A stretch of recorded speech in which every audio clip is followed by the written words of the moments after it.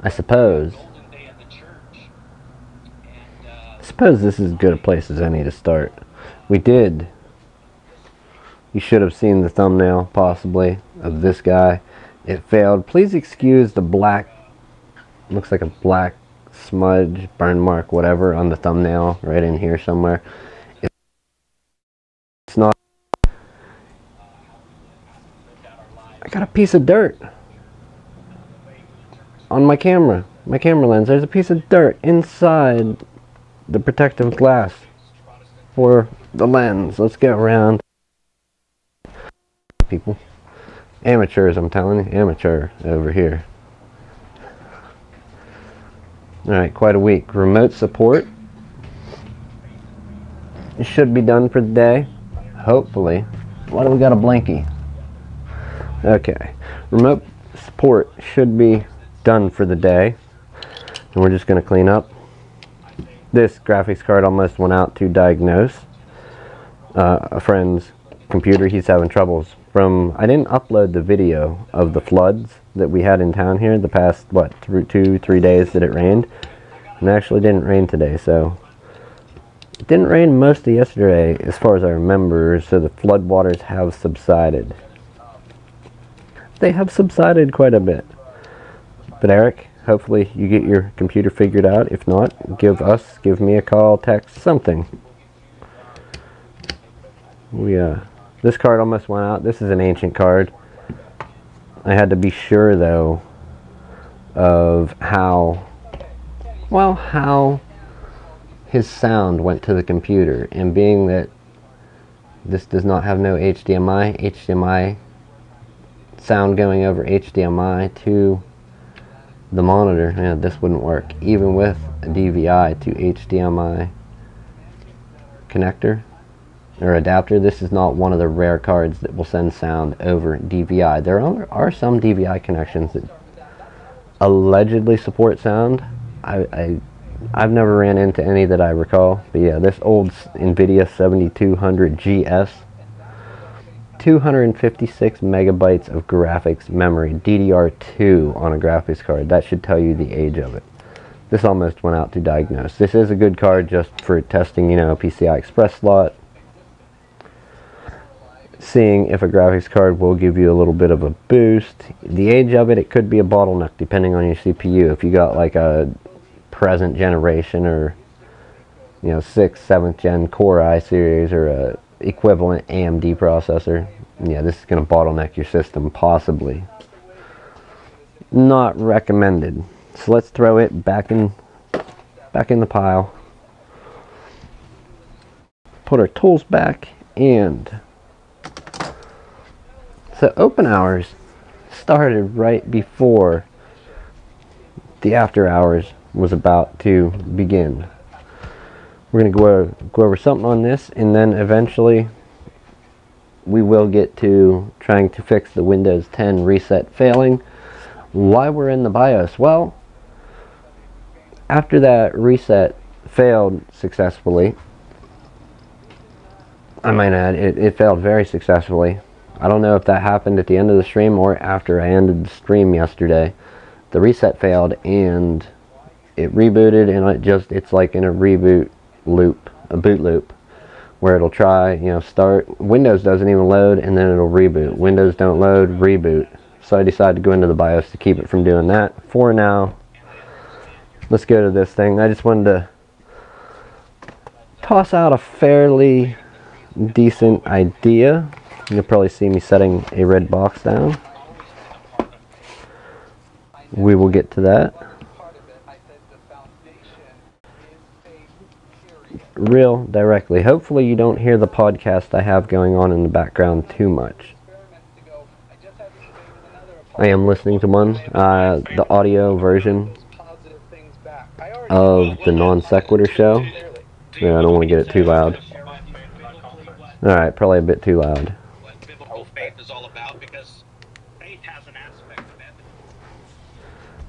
You mold it plastic. You may know it by another name, Instamorph. There are a couple different brands of this all over Amazon and eBay. People use it a lot with RC models. They make their own stuff. Basically, it's a real hard material. What can I show you that I have made something out of that? Well, we'll just go to what I was going to show you. As you can see on the picture, it is tollable. Tollable how, I don't know, because you can heat this up with air, or flame works, but if you get the flame too close, it will burn the plastic. They do sell stuff at some Radio Shacks that it's like the same stuff but colored, and or maybe it's a little finer powder, but when you melt it, you mix it and it colors this from white to whatever color you add in. I haven't found this stuff easily tollable. It is easy to heat up with hot air, with very hot water, not quite boiling, but very, very hot water, and flame, but the flame you don't want to get too close. Again, a good use for this I've found is repairing small stuff. I mean, like they show you, scissor handles, sunglasses, that definitely works. I've repaired a few lamps when the plasticky ceramic part for the bulb broke. I've made a band, like wrapped a band of that around there that was cooling down, and reheated it, smashed it together. It sealed up and good. The knife that took out part of my hand yesterday, we're going to take and we're going to cut this heat shrink off here, hopefully without slicing anything else. So, and I will show you what I did with this plastic. We got messages coming in, people. Messages. Oh no. Ah, somebody's watching a video. What the heck? Thank you, Robert. You're a very good customer for my other job, and a friend, I would consider you. I don't hang out with you a lot, but thank you for watching and liking. Okay, so U-mold plastic, Instamorph, a lot of other things. Basically, a DC jack for a laptop. And excuse me while I unplug this one just to get a better frame of reference. When you get your DC jack that comes with your laptop, maybe it's a universal, whatever, and the end breaks, sometimes the plastic or rubber, whatever it happens to be made out of, it will start bending and it breaks the solder joints or breaks the wires that are inside of it. That was the case here. This is a laptop, not racking up the bill anymore, just fixing the DC jack. They had like pieces of wire and electrical tape trying to brace it and wrapped around there. This is hard. I don't know if, well, you can probably hear that on mic, but it hardens to a very hard plastic. It's basically the consistency of hot glue. Look for it online. U-mold plastic at probably your local Radio Shack if they carry stuff. Instamorph, and I can't remember any of the other names. Anyways, I reconnected the solder joints. Both wires in there had broken. After that, I used the hot air rework station that we have over on this side of the room here. I don't have a cam. Oh, maybe. Nope, it's over.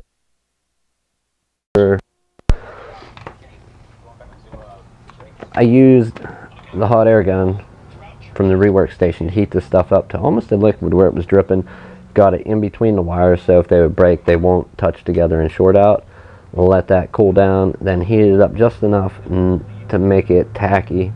Heated more up, wrapped it around, smoothed it out, and then actually put some heat shrink to it. So this stuff's real good for if you cut something open that has a shielding, a housing around it, you can remold it out of this. I did a fairly crappy job, just to show you the usefulness of it, a fairly crappy job of making, let's get this tape off, making a battery door for this keyboard that I have. I lost the battery, well, I didn't lose it, somebody else lost it, they borrowed it and lost it, and I don't know where it is. You can't really order just a battery door, you have to buy a new keyboard. So I went ahead and did my best to make one. It doesn't snap on like the original, however, like I said, this stuff is very, very useful.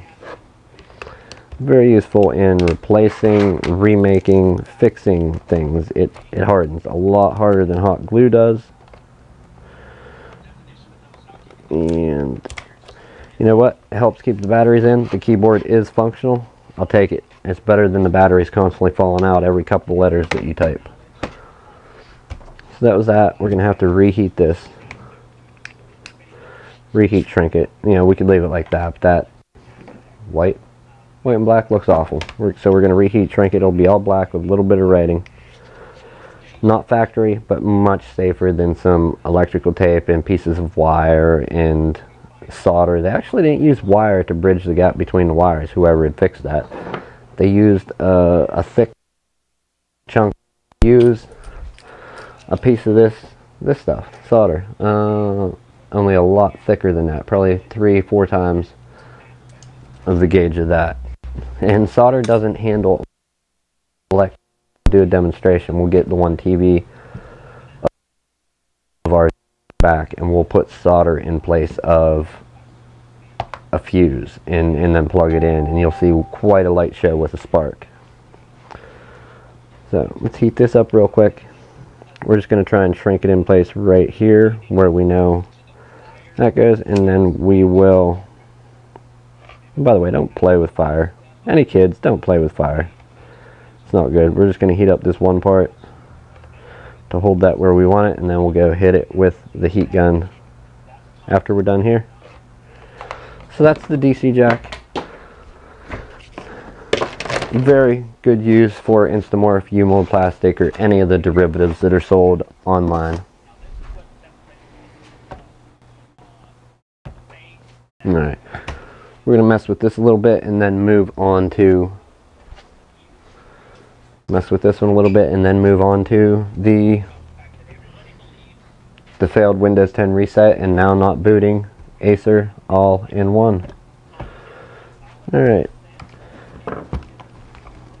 going to take a few screws out. Doesn't look like a model that the keyboard will just come right out of. I think we need the bottom off.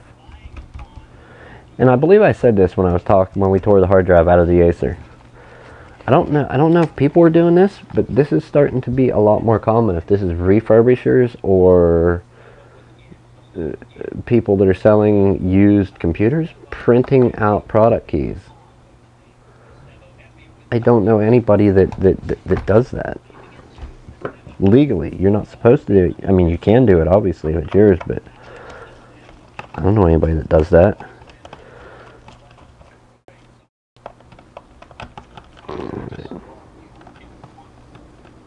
You know what? The magnetic tip on that screwdriver has failed. A long time ago. So, let's get the iFixit Toolkit screwdriver and work on getting this apart. I have notifications coming in. You know, people are creatures of habit. Like, you hear that. You hear a notification, ding, or the dong, the ding, bong, whatever. And you instantly want to go look. But no, I'm doing something else now. So, let's set these out of the way. Can we get the keyboard out with those three out? I think we might be able to. Let's take a look.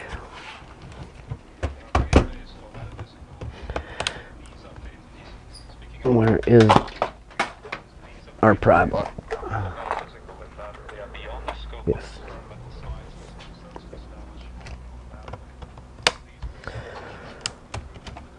Oh, and as stated, we lost the key. Oh no. We lost a key.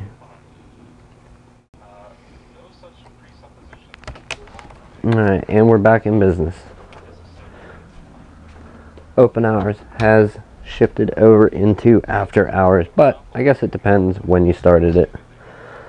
That can make the determination correct. Alright.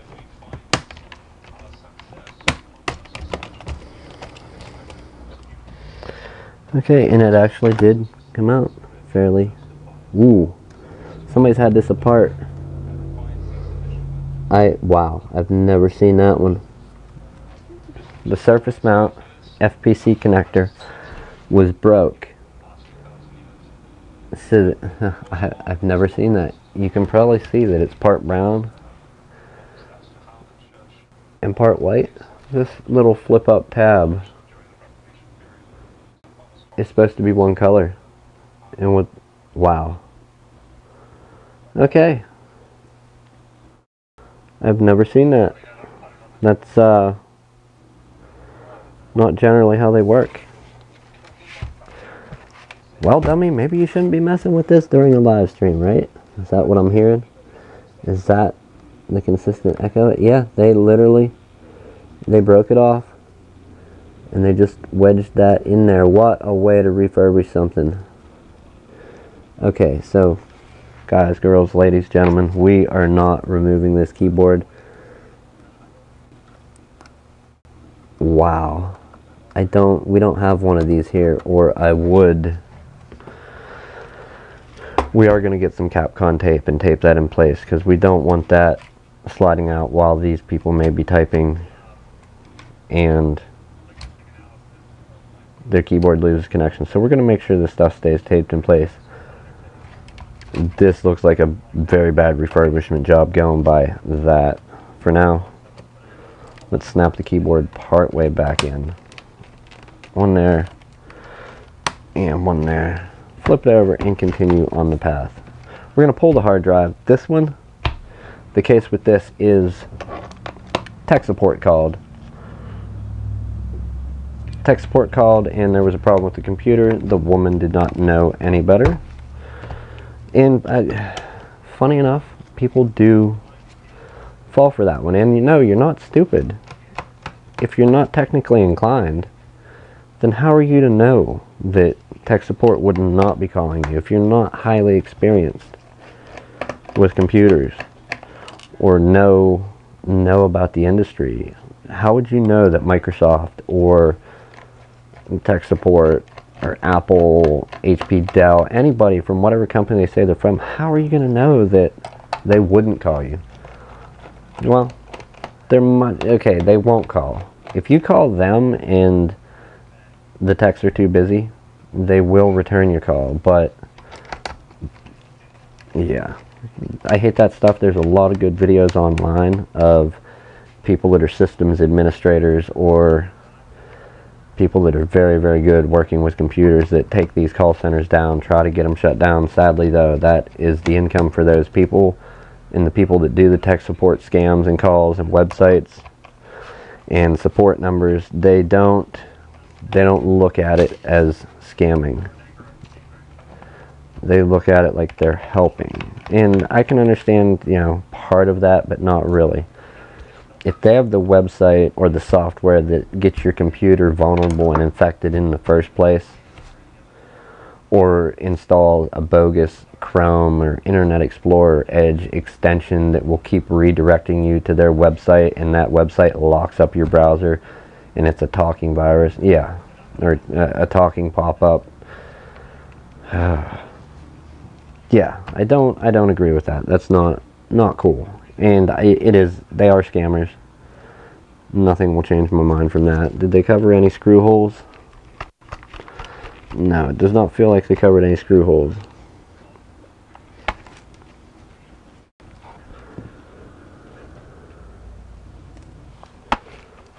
Alright, let's remove the keyboard and proceed the rest of the way. So, the computer does boot up. I don't think they did a lot of damage. However, I want to look for one thing before the cleanup on this computer is continued. What I want to look for is I want to pull the hard drive and plug it in as an external and run a scan or two on this hard drive to see if any of the scans will pick anything up. When you have a computer that you're trying to clean up from malware, adware, and none of your tools find anything, I won't say it's the best advice, but it's some advice. You do have the option of pulling the hard drive if you have a way to plug it into another computer, and you can run a scan that way.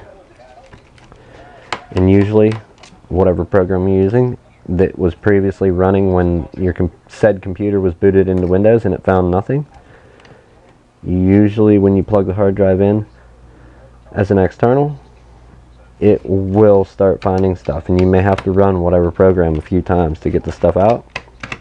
Reinstall on the computer, and it may be a different story. Your computer may now boot.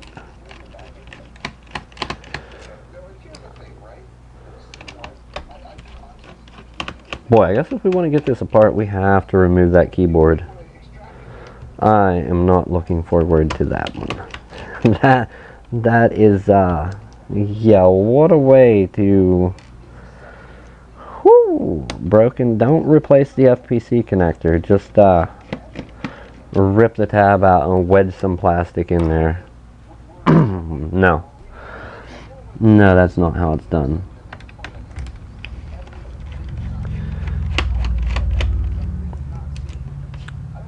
Like I said the other day in the video about never done this before.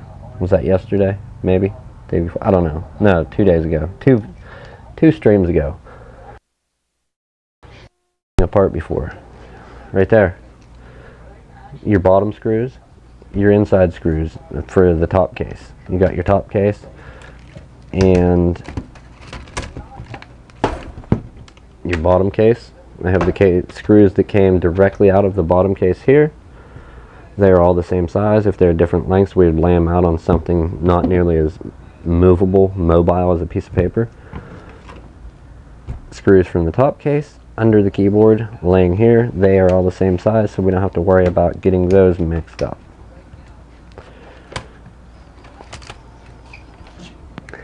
Now, can we pull this out without total destruction?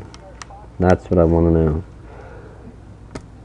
Wow, I have never seen this trick done. They literally chopped two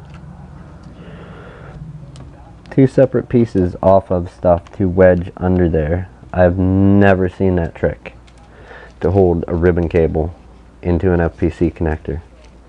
If that's even what they're called when they're this size. Usually they're called that on like iPhones and the smaller stuff. I'm just assuming, and if I'm wrong, sorry, but I'm assuming they're called that because it's a real similar connector, just much, much smaller on an iPhone.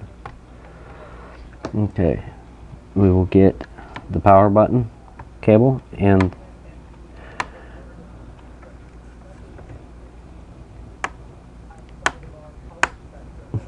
is that a piece wedged in there? It is. It looks like it. It does not look like it will hinge.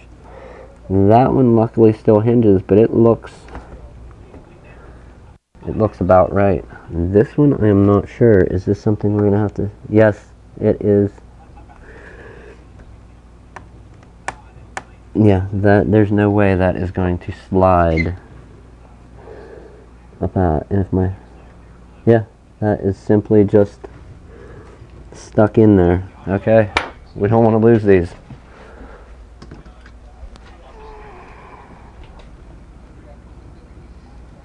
Let's put that there. We know that one goes there, it stayed, and we can proceed to remove the ribbon cables. There are very, very small pins in here. I don't know. If I get this close enough, will you be able to see the ones on the keyboard? Maybe. Probably not. The camera probably will not focus that close. And no, yes, no.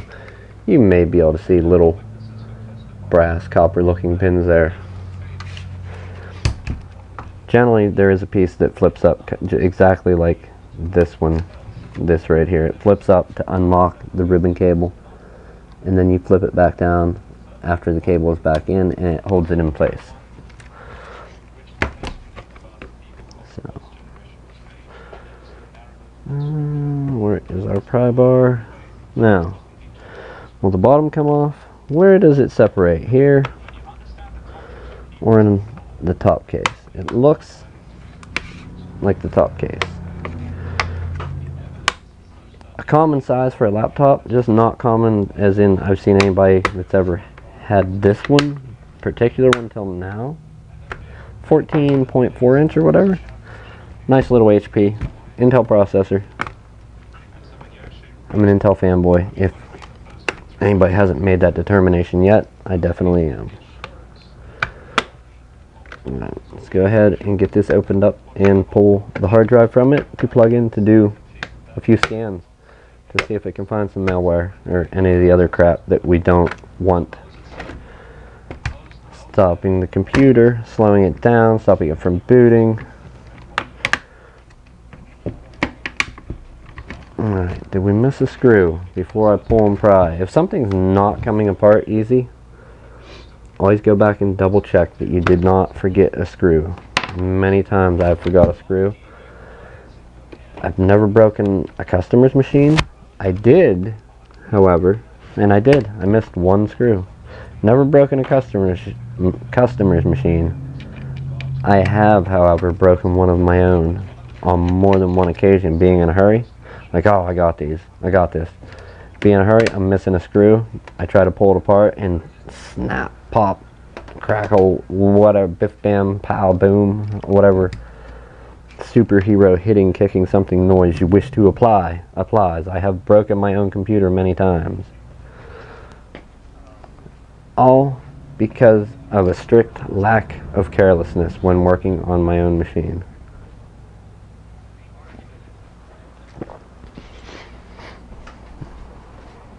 And coffee refill.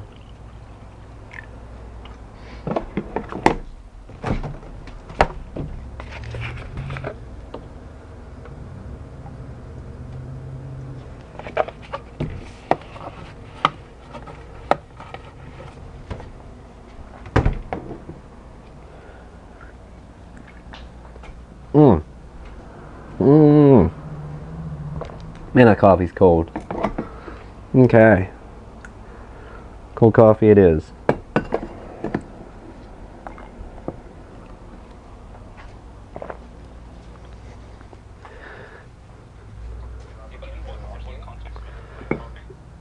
Alright, we have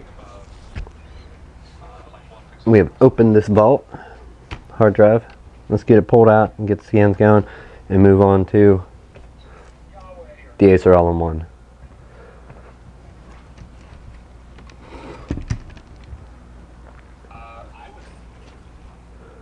What do we have left? 2 screws, and then taking the hard drive out of the cage, the assembly that holds it. I always forget. I probably let my hat get in the way a lot. Here. Another thing for the non-technically inclined. When you get to some of these ribbon cables, if one end does not unplug, and it's just direct soldered to the motherboard, or the daughter board in this case,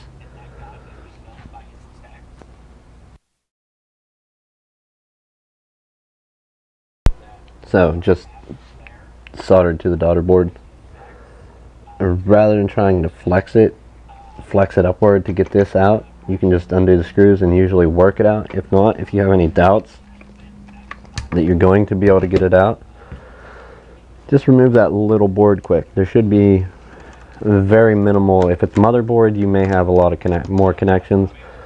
A daughter board as such, we're going to set this screw out of the way and set the board that goes to it beside it so we don't lose track of it. So let's undo the tape that was holding that down. There's the board. Set that there.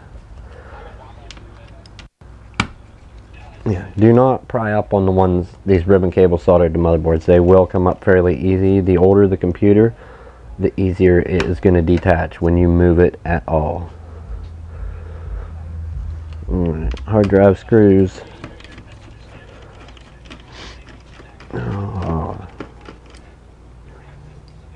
If I sound horrible, it's probably because I sound horrible. No, I have a cold. Allegedly, supposedly, my wife said our son, Elijah, little man, is sick right now, and she took him to Q Care, and they said that there's a bug going around. So if I do have this cold, well, I guess I feel horrible, and I feel like I have a cold, a virus, something. It's just not mixing well with me, and I feel better today than I did last night and yesterday morning. I was ready to give up yesterday morning, just call it a day, go back to bed before I even set foot out of bed. However, there would have been none of this. No fixing, tinkering, doing, whatever, you know, whatever it is. Alright, and the drive is out. I guess we could go over to the screen.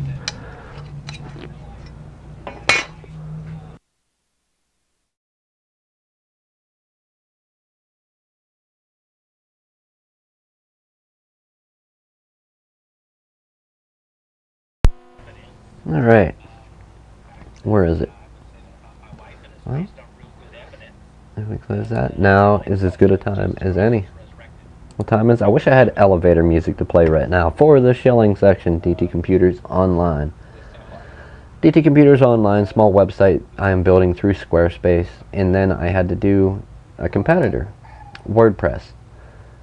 Out of the two, I like the features of WordPress. I like the ease of Squarespace. The only two websites that I've ever built and worked on, aside from the test run on the free WordPress site where I was building this and limited to what I could do. This is just for the shop. Check it out. We do have a podcast that has, I don't want to call it deprecated, but we're discussing ways to revive it. Whether it be, I think our best plan so far is we're going to take and get a dual wireless lavalier microphone set up, meaning there's one receiver, two transmitters, two microphones. I can throw one of them on, Dave throws the other one on, and then we can sit and talk while we work and release that as podcast episodes. We'll talk about the different things we're facing, kind of like real similar to the stream, but nonetheless an audio version of this with not so much meaningless chatter like I tend to do. Whenever you have somebody to bounce something off of and go back and forth, much easier. I think that's the direction we've been talking about taking the DTPC podcast, to revive it. There is a contact form. I should have some free time hopefully in the next week to update a little bit of this, get the website on there. Here's the website for the podcast that I do with two friends, Tim and Aaron. Joe, a good friend of 20 plus years, if not working on 30, is the one that lit the initial podcast, the spark. He's the one that created the spark that lit the huge blazing fire related to podcast. The initial interest in broadcasting and podcasting, well, it would be from my dad recording tapes, and I actually did an episode on that. We have the podcast, not much here. I do have a review. Okay, here is some podcast episodes. Then the homepage, all the social media links are there. Check it out. This one should take you to a place where you can subscribe to the podcast if you're on your mobile device or device that has a podcast app on it. Inside the studio, this is some of the original equipment that I bought. There is a whole little post there with pictures, photos, and I set this stuff up at home to tinker with it before actually bringing it to a space being used as partially a studio. The about page, we got our Discord there, a little video that runs. I need to remove it because it always crashes. It's a nice little time lapse that starts playing and crashes. So out of the two, my review real quick while I'm still doing the shilling aspect. Squarespace, much easier to build a website on for me in the way I understand the tools that were given to me to build a website. WordPress, much more difficult, however, highly more featured. Alright, now let's plug this into the dock, and we will get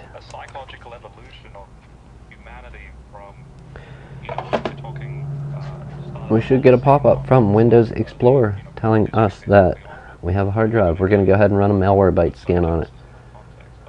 Malwarebytes anti-malware. Hopefully everybody's heard of that one by now. It is local disk F. When pulling a hard drive, and I don't know if I said this before, you don't need to scan the recovery partition. I've never needed to scan it. I'm not saying there's all cases you won't need to. I've never needed to. We're going to go ahead and do a scan on local disk F. I have not seen Malwarebytes. After a few versions ago, they made a change. You used to be able to do a right click, and if Malwarebytes was installed on your computer when right clicking on a hard drive or a folder or file, you had an option to scan with Malwarebytes, kind of the same as this scan with Windows Defender. Well, we don't have that, so what we're going to do instead is go to Malwarebytes, open the program up. Once it is opened up, Edge, where did you go? You're failing me. There's Edge. Okay, did Malwarebytes open? Maybe it's gonna make a liar out of me and crash. It is installed. Whether it's running or not, well, that's another story. Actions recommended. No malware? Oh, there it goes. Alright. No, we're not installing the new version of Malwarebytes yet. Alright, scan. And what did I say there? Hard drive, local drive F?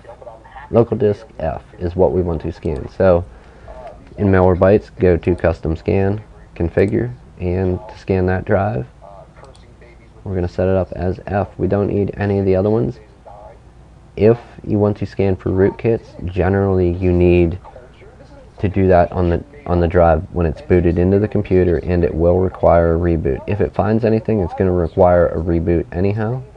But for your custom scan, to scan an external hard drive plugged into a dock or a SATA to USB, any external drive, select it in your list, scan now, and we'll let that run along.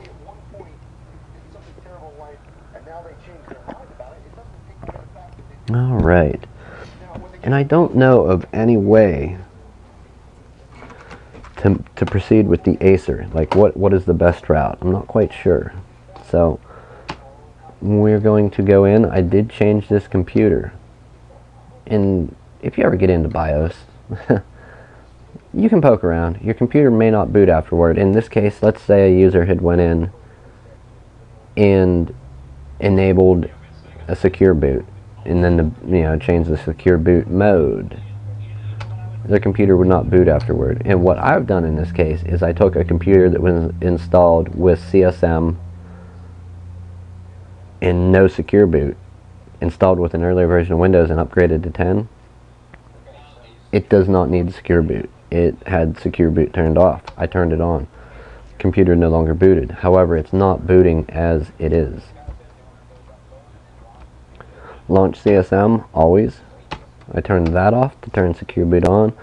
We are PXE and video OP-ROM, our legacy in this case. And fast boot I did enable, but fast boot does not affect whether it's secure boot or not. That is just a power on self-test. Okay, with that I think we can save and exit, and we will see what happens. Maybe this thing will boot again? More than likely not. If it does, I'll be happy. It was a machine that was previously booting and now not. This is the one we did the data backup on the stream. I've never done this before.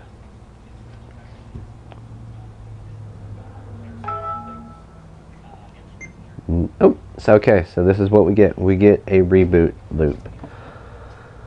I wonder what the issue could be. So, let's take and wait for a reboot. We're going to hit F12 for boot options and see what could be.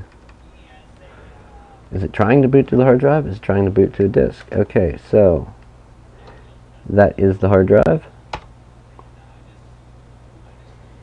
Not going to boot to it as far as I know. Maybe the hard drive is bad. If we have to tear it back down, we do. I don't see why though. I left this on after the Windows 10 reset failed.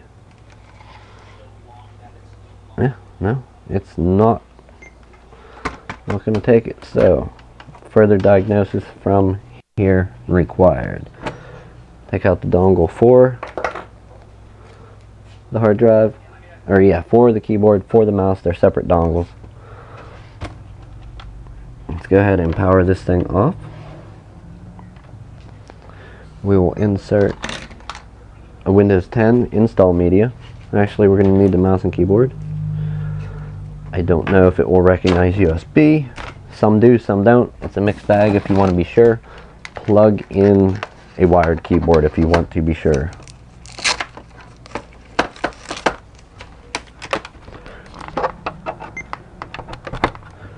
Alright, wired keyboard, dongle for the mouse. The mouse will hopefully work for us. It's Logitech, that's the keyboard. We need the mouse.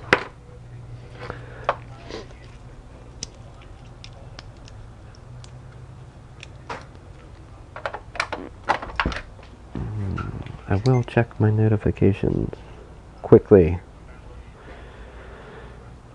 Who's that? Who there? How there?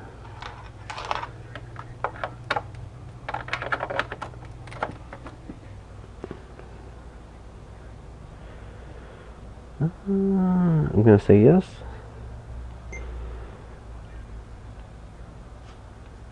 Okay, thank you. Alright, let's power it off. And okay, it is off. Get our Windows 10 media, install media plugged in. Okay, power on and go for the F12. I don't know about this keyboard setup. Boot menu.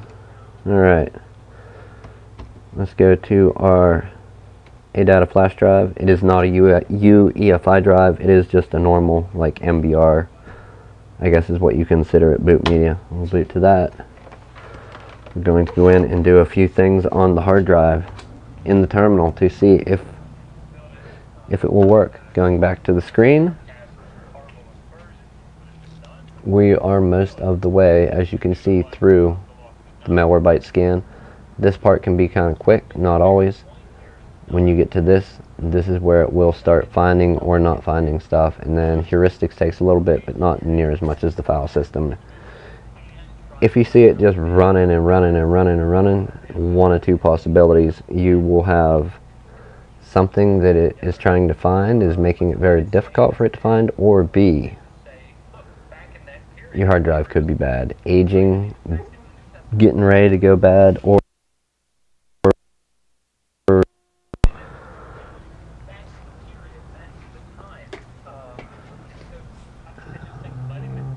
let's close that.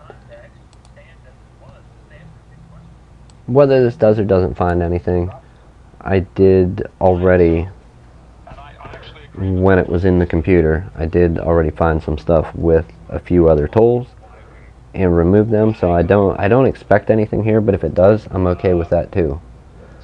If it finds something on the drive plugged in as an external, I'm okay with 0 results, or any number from up from 0 will be good. We will promptly install back in here, get the keyboard back in, and continue to clean up on this. That will probably be a tomorrow, more of a tomorrow thing. Going back over to the computer, I know of no way other than a virtual machine to show you a Windows install. As far as getting this computer to work, be able to connect to it with TeamViewer or something, no. I suppose I could run HDMI out to one of my other HDMI sources, which was basically this camera, which is the same camera just zoomed in, or this camera. I could run it that way, but we're not going to do that right now. I don't know if I could switch. I don't know the resolution it's outputting by default when you're running the install, so it could be potentially bad. I will experiment with it though. Okay, repair your computer. We do not want to install, we merely want to repair. Now remember, we don't need to save any data on this. The person that had this no longer wanted it. It sat for a few years. They just wanted their data. We did the data backup. They have that, they're happy. This is just junk from a junk pile. We're going to see what we can do with it. It would be much easier just to go in and see what, or to do reinstall Windows 10 and activate it. It should have, well, I don't think it came with Windows 10. Okay, it has a Windows 8 product key built into the BIOS, so we could reinstall Windows 8, possibly 10, and it'll activate itself. rather than do that and take the easy road, we'll take the long road and try and troubleshoot this thing and see what is keeping Windows from booting. It was previously booting yesterday before the attempted reset and wiping out the files. This thing was booting into an operating system just fine. So, can we reset the PC from the install media? I don't know. Let's try that and see. We're going to remove everything, choose our target operating system, and we may get the same error we got yesterday, only using the install media instead of the installed operating system. I don't know what's going to happen. Let's find out together. Okay. Only the drive where Windows is installed, or all drives? Remove all files from all drives? No, I don't want to take all files from all drives, only where Windows is installed. Just remove the files. We're not doing the long one where it cleans the drive and writes zeros to it, makes the data harder to get. We're keeping it as of now. So, will the reset work? Let's stay tuned. Okay, still no results in Malwarebytes. We're going to let that go for a little bit. And what can we do till then? Boy, I'd hate to end it on a cliffhanger, but it may be going that way.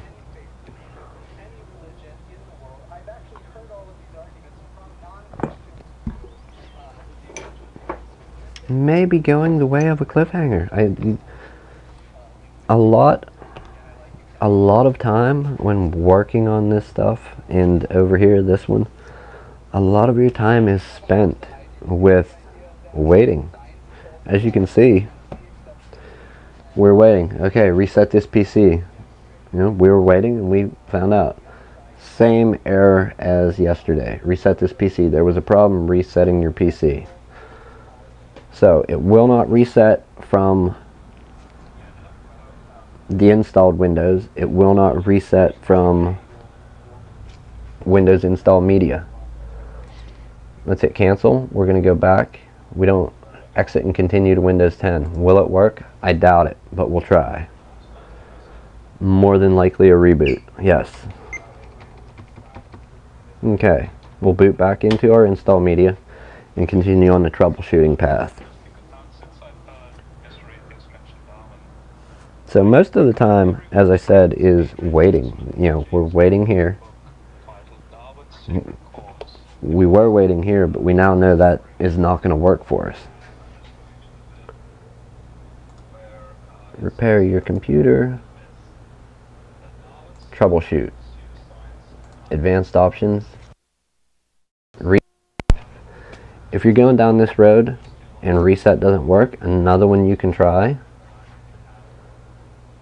And depending on what it is that's affecting the installed version of Windows, if reset doesn't work, you can always try a startup repair, a system restore, but depending on what is affected, what is broken, you know, air quotes, whatever, it's not really broken, what is broken in the operating system, some of these won't work. Sometimes you do run into instances where, and I don't have a specific example, I just know that reset wouldn't work and startup repair did not work, but a system restore did. Powering the computer on and off multiple times, not the answer. So before we get into the command prompt and terminal work trying to fix, let's see what system restore has to offer. Okay, so as is usually the case, no restore points have ever been set up. We have no way to proceed with system restore. Most people don't create restore points. Usually that is somebody more technically inclined with the computer, or a repair shop, or if you have it at Best Buy or getting serviced. Windows does restore points sometimes, not always. Troubleshoot. Alright, reset don't work. System restore don't work. Let's try startup. I doubt startup's going to work either. I think this thing is not good. If this works and gets it booting again, okay. I don't even get to finish my statements, which is amazing. Startup repair couldn't repair your PC. Log file is the srt trail.txt text file. Advanced options, troubleshoot. Advanced. Now, command prompt or go back to the previous build. I don't think it's going to go back to the previous build. Maybe, maybe not. If it was a Windows update, So, Microsoft, not saying you're bad. I love Windows. All of your options are failing us right now. What would you do in this situation when all of the presented options with Microsoft are failing? Well, we can try. We are booted to the install media, and generally when doing work in a terminal, like your computer is partially booted, meaning you're not booted into Windows, you're booted up to startup repair or whatever, you're to a screen like this. When you're running from the installed version of Windows, there's some stuff it's limited on. When you're running from install media, you have more options with what you can do.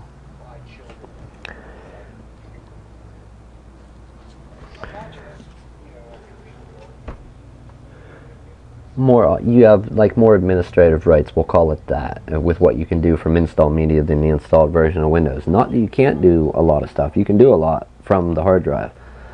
The install media gives you a little bit more control, a little bit more power. Alright, we're getting messages coming in.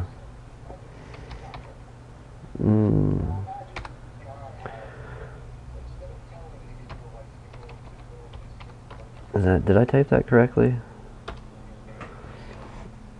Okay, system repair pending, which requires reboot to complete. Restart Windows and run SFC again. So system repair pending.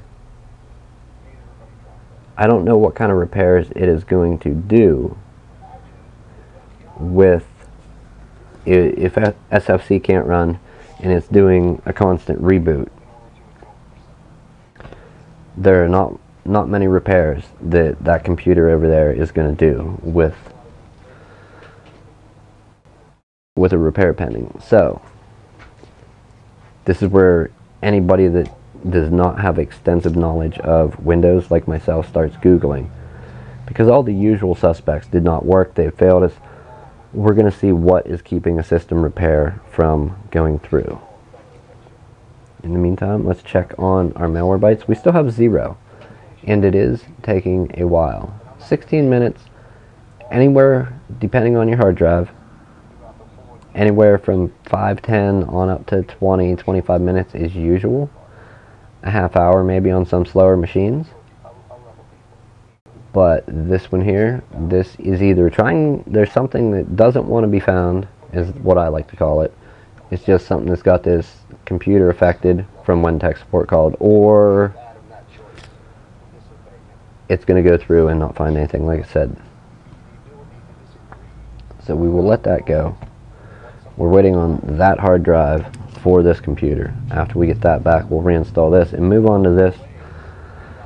This one here has failed. I will need to look up this. I'm not a Microsoft technician. I have not done this for, specifically terminal work and high-paying job for 20, 30, 35 years. I've tinkered and learned over the years. So, Google is probably your greatest tool out there if getting into this. Will I get it? I don't know. I like to try to keep these right around an hour. We're at 53 minutes. So if anything finishes up with, meaning I find a solution for this Acer all-in-one, we will continue that. I don't think I want to let a live stream run while I'm searching on my computer. But this will be continued. This is an interesting situation. We could just end it all right now. If it was a customer's computer, then yes, we would just end it all and probably reinstall Windows. Get what data we could and reinstall Windows 10, Windows 8, and upgrade to 10. We're not taking that route. We're taking the long, hard road. Malwarebytes is not finding anything. yet, so I don't want to let the stream run until that finds or doesn't find something. I think this is where we're going to call it for the day. We are at 54, almost 55 minutes. Again, go check out the websites, dtcomputers.online, antisocialexperience.com. Both websites I've worked on. I'm not great at it, but it was a learning experience. I love learning. And I'm going to continue the Acer All-in-One. Wish me luck, because, you know, even some of this stuff, very puzzling. Thank you for watching, subscribing, liking, all of it. Thank you, people. Robert, anybody else, Eric. Hopefully we get your computer running, and I will see everyone tomorrow in the next live stream. Have a good evening.